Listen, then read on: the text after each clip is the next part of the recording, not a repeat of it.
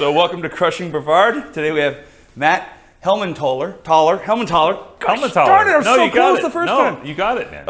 You're fine. He's the owner or the managing director. What's the title? Managing partner. Managing partner of Legacy Angel Network here in Melbourne, Florida. A hop, skip, and a jump from the restaurant here. Mm-hmm. And we just kind of invited him down today. Thanks for joining us. We appreciate it. Absolutely. Thanks for having me. Oh, yeah, absolutely. And we just, we talked a little about the show, but we asked you how you got here and your path to your current position and some interesting things that are going on with where you work, and just take it from there. So tell us a little about Matt. Yeah, so I was born in Columbia, South Carolina. I grew up in Greenville a little bit, danced on over to South Florida, then back up to Alabama, did the Alabama thing. Recommended for everyone at least once for a month, but no longer than a month. Really. Okay. and then back down to Florida, and this is where I've been pretty much ever since. So grew up around here, went to Ocean Breeze Elementary School, went to Delora, Hoover, Satellite, Brevard Christian, and met my wife in my sophomore year of high school. Okay. We got married right after high school. Okay. Because we're idiots. And well, she's not an idiot. Don't call your wife an idiot. No. She's not an idiot today. Oh no! All right. Then. I still am. Oh, that's true. She's not. There we go. No. But back in the day, we were both two kids. We were both idiots, a little bit. And but we got married right out of high school, and started having kids. And my oldest son is Christian. He's 23.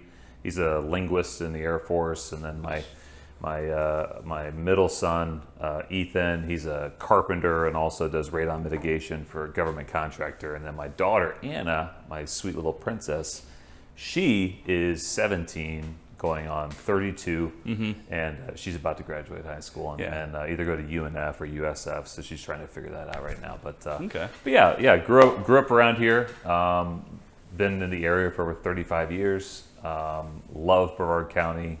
This is definitely home.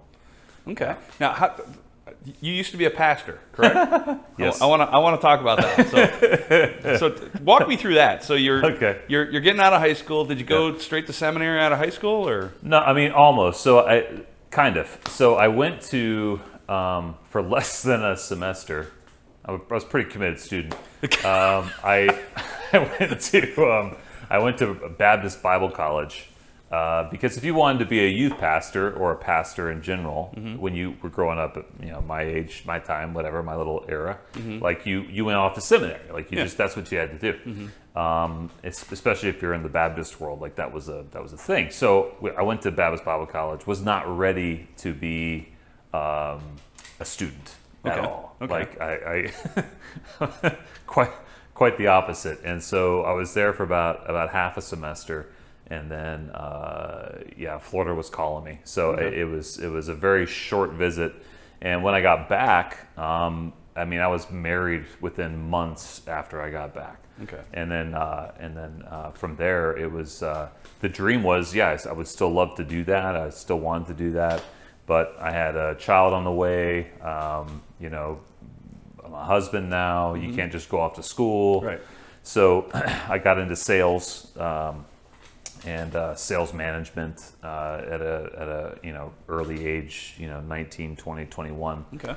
And then I was going to this church locally called Calvary Chapel of Melbourne, and I was there for a few years, and then they kind of recognized this thing in me that I wanted to do. And then, I actually, funny story, they called me up one day and they offered me a job at Calvary on their midnight to 8 a.m. crew as a janitor. Oh, okay. And I knew I could only afford to do that for a couple of months. Yeah. No more than a couple of months. Yeah. And I could barely afford to do that. Right. And but I thought this is my chance to get my foot in the door. Okay. And so my wife, God bless her, she said, okay, go for it, and she We all need wives that'll say that occasionally. Yeah. My wife's a saint. Like you wouldn't wow. even know half of it. Like she's a saint. And but yeah, so she said yeah, and then that was 12 years. So I did that for 2 months. Okay. And then started an internship, which was supposed to last a year. It only lasted 3 months, and then they promoted me to run their children's ministry, which is like a lot of kids. They had like 1,100 kids. Oh wow! This is 200 adults. This is not your run-of-the-mill kind of driving by the church type of thing. No, it was a beast. It was a beast, and so I did that for another 3.5 years, and then I went on to being a youth pastor there for just right around 9 years. So I was the youth pastor there. And wow! All right. Yeah, it was pretty cool. Holy cow! That's a big church. It was a big church. That's not even. I'm trying to. Where is it? Near here? Yeah, it's off of Minton Road. They used to run 10, 12, 15,000. I think I don't know what they run now. I haven't been there since June of 15. Okay. But yeah, they're right up the road. Okay. Yeah. So how do we get from youth pastor to Mark Cuban on Shark Tank? And we'll get to what Legacy Angel Network is in a minute. But yeah, how do we make that leap? Yeah, so definitely not Mark Cuban, but yeah, You're Mr. Fabulous. I'm sorry, that totally makes more sense. Mr. Fabulous. You mean Mr. Wonderful? Mr. Wonderful. I'm sorry. Yeah. Come on, you get my last name wrong. I'm just glad I get your first name right. No, Jeez, that's terrible fair. stuff. That's fair.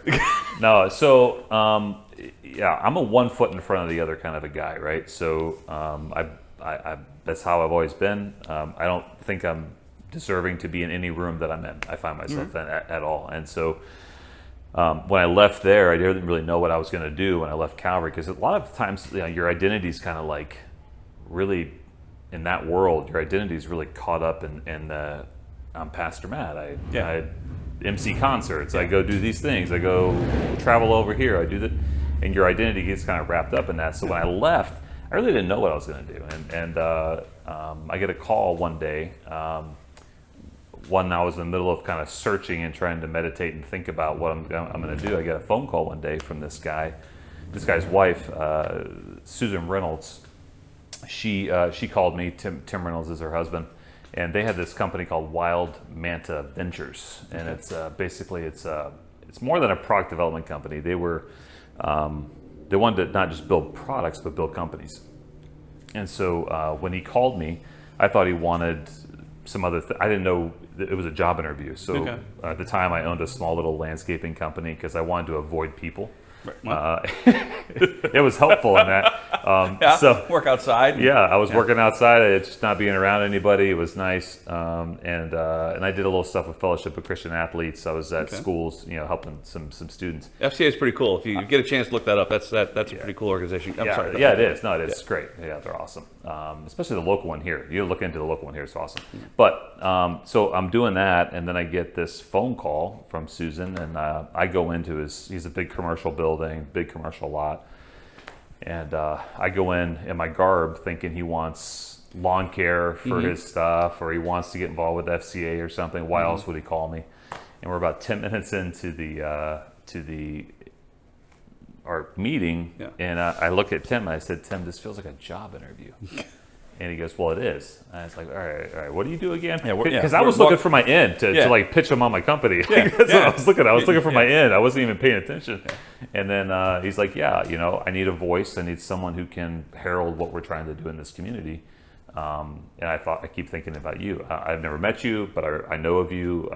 So long story short, about a month and a half later, that happened. So I went to work there, took over his business development department, and began to work with him, and we developed this vetting process as to how we would maybe identify products that we want to build, because we didn't just want to make products, we wanted to build companies. So you can't build every product, right? You don't only want to build things that you think will succeed. And so we have this little vetting process, and we're doing our thing, and I noticed this gap in the community between viable companies and viable people and the investors that want to see them. And I just identified this little hole, and I'm like, I think I can do that. I think I can bring those two worlds together. And I brought up the idea to Tim while I was still working for him. about bringing investors to his stuff. And then he's like, yeah, we should do that. We never did it. And then about 13 months into my employment there, Tim and I recognized it was time to kind of pull the trigger on that. So Tim said, hey, remember that thing that you did, that you had this idea you had? Maybe you should do that. And so I went out a week later and started the company with my wife's blessing. Nice. And then I started Legacy Angel Network. And the idea was, can we find viable companies, viable ideas, viable people, and connect them with strong community investors and people that would come around them and help grow their companies. And yeah, we just got going. Yeah, so talk through the angel investing process and how that works, and then what maybe a couple of things that make yours a little different than Sure. run-of-the-mill stuff. Sure. I should say first off, I'm not a financial advisor. I'm not advising anyone. Right. Yep. There are no lawyers. Yeah. To get involved in the angel investment space. So number one, there's a couple of things happening in this community that are great. If you want to become an angel investor, you need to get involved with Groundswell. That's the first thing. Hands down, great organization. There's great startups over there. So if you're thinking about getting in and getting involved and helping in that space or investing in that space, I would encourage you 100% get involved with Groundswell completely. Great organization, amazing incubator. Jaren, her team, Bud, all those guys, amazing people. That's not what we do. We're an investor club essentially, but we're a community first investment group. So if it's good for Brevard, we want to see it. And if we decide to invest in it, we have a 360-degree support system that we put around it in order to help it grow. Yeah.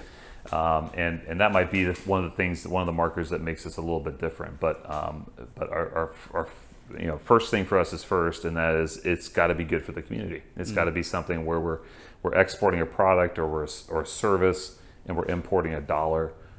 When that happens, you're changing the economics of a local area, and that's really what we're after: creating legacies, creating a place where our kids and their kids' kids and their kids' kids can thrive. Where they can know I grew up here, I can have a job here, I can do well here for my family, and my kids could do that too. We want to essentially kind of a nice protected community. And if you can get, this is the cool thing, if you can get 8-10 companies getting pumped out in this community every single year that are contributing $1 million, $3 million, $8 million, $10 million, $50, $100 million, and all diverse. It doesn't all have to be high tech. It could be low tech, high tech. But if you get multiple companies a year that are doing that, you change massively a local economy. I mean, you really do. Now it's not all space. It's not all Harris Engineering, which we're thankful for all of those. But now you have smaller companies contributing to the bottom line, scattered all over Brevard, and you're really creating an ecosystem that can support communities for a very, very long time. And not just that, but you can attract talent when that's possible as well, because you're going to have those engineers, those people. They're coming up, they're graduating from FIT or they're graduating from MIT or somewhere else.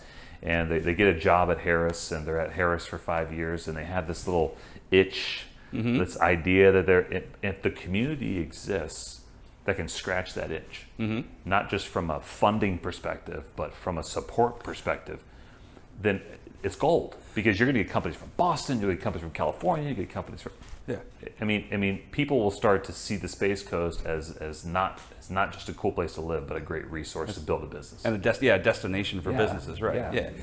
I'm gonna a little sidebar here. So we've been to the network, and you've been very nice to us, and we appreciate you inviting us over. My wife and I. And I love you guys. We went there the first time, and by the way, don't ever have an idea and voice it out loud in there without expecting to get a lot of really good ideas coming back at you about how you can, if you're just like, I have this issue, or I'm working through this, you will get the people there are just amazing. The people you've surrounded yourself with there, and the people as part of the network, or people that the investors you have are just incredible people. And I like how the model is that you look at a company and you can point out the weaknesses and fill in those gaps temporarily until they can develop talent for that space. See, and I think that that's crucial, and I think that's something that Groundswell does well. I think that's something that we do well, where you can look at a company and you could, we get applications all the time for funding, right? Mm-hmm. And most companies that come to us, we're not going to fund. That's just the nature of it. It's the way it is. It's okay,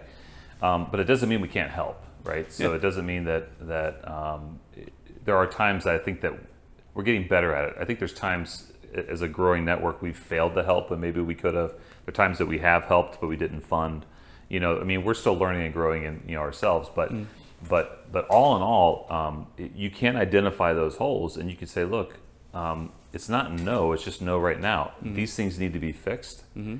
I don't have the resources to put into that right now, but if you can go and you can address these things, please come back to us.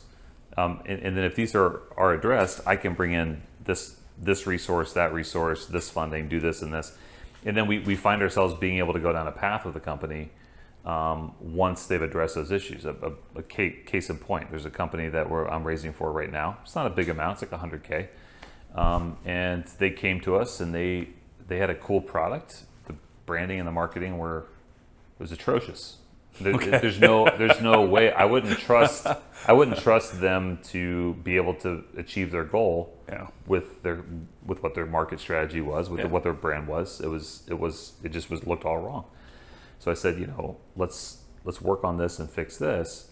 If this is fixed, and we can solve some of these other issues in your forecast and your other things, I can then maybe go after some funding for you.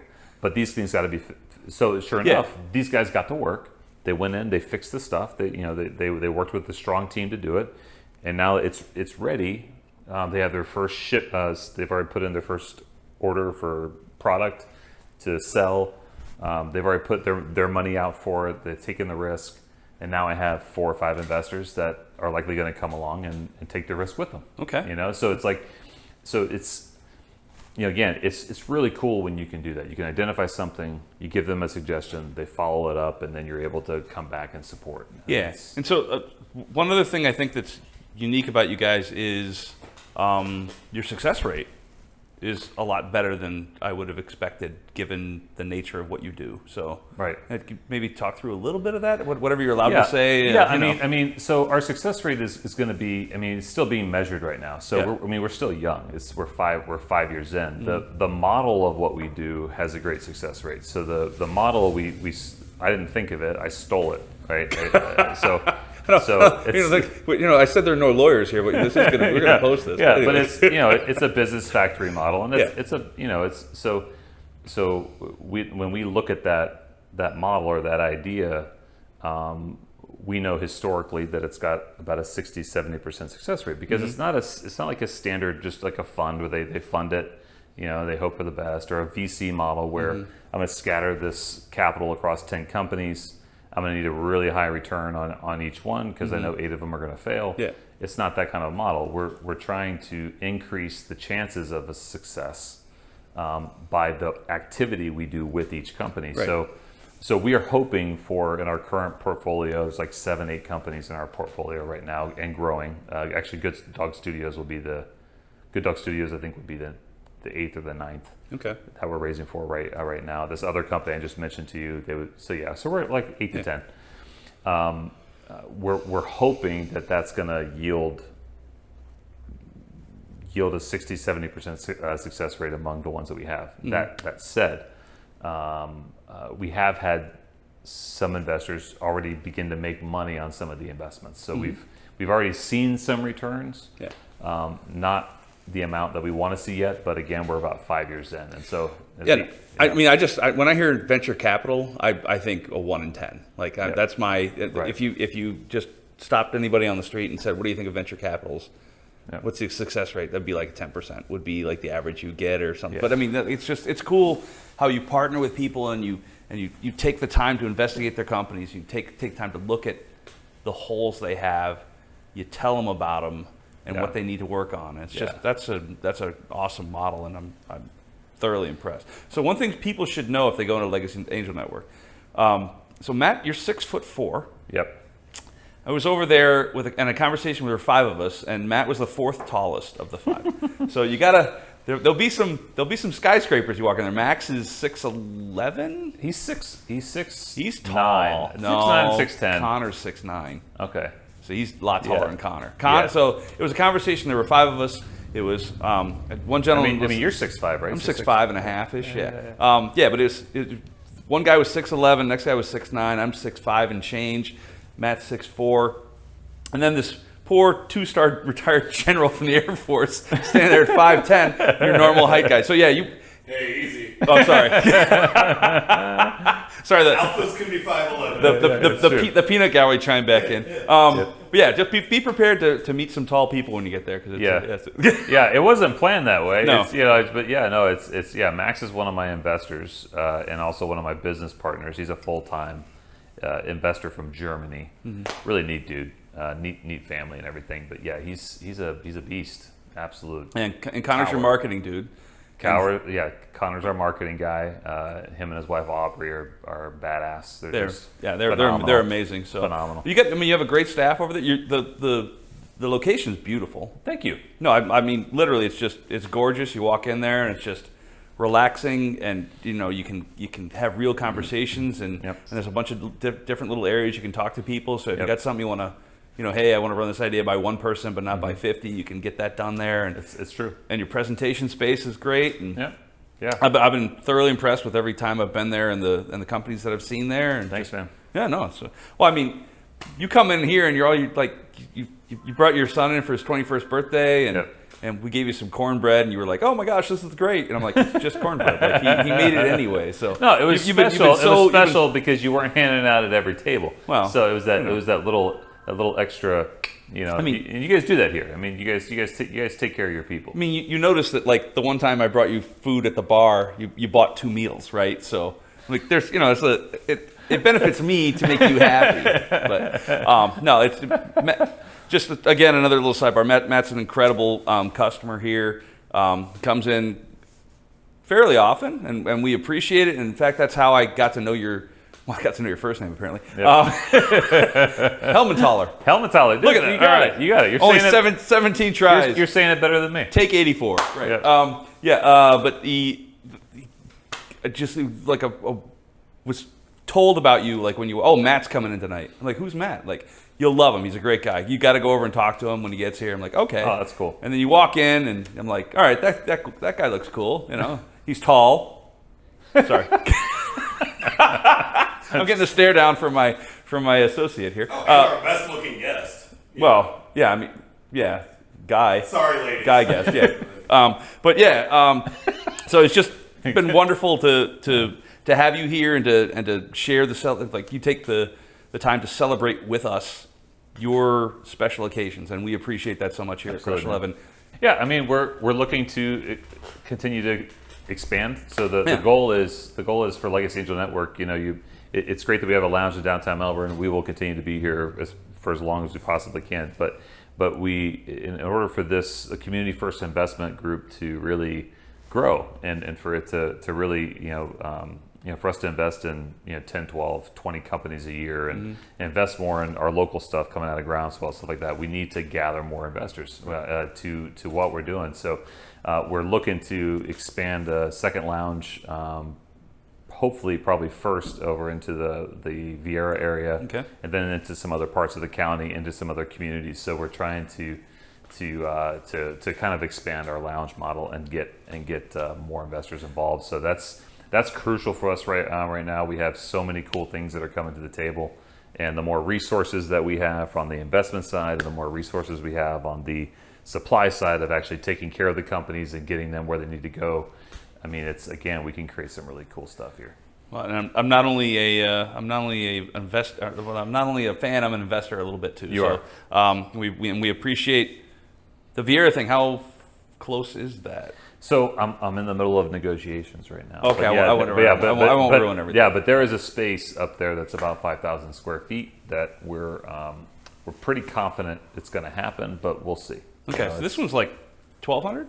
That one is just under 1,800 square feet. 1,800. Okay. Yeah. Oh, so big. So that'll be like triple that size. It's going to be pretty. I'm an engineer. I can do math. I'm impressed. I'm not an engineer.